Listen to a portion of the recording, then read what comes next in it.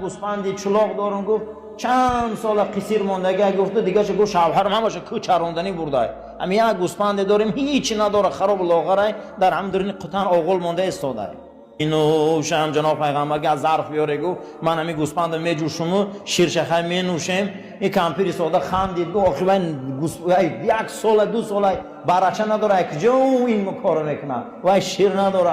کمپیر سودا کی میدونه که قضیه آخرون پیغمبر سودا. همین خیمه که ظرفا رو آوردیم که همه خرما پر شده، یک گوسفنده که چند سال برچه نداره.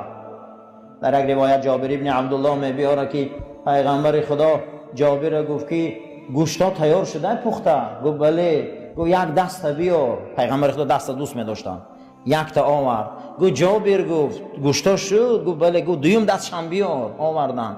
گفت جابر گفت گوشتا تیار شد؟ بله. گفت را گفت با سیم دستشم بیار. رفت میگه دست دیگه دادری دیگه آمده. گفت جابر گفت تیار شده باشه. گفت یک دست دیگر بیار.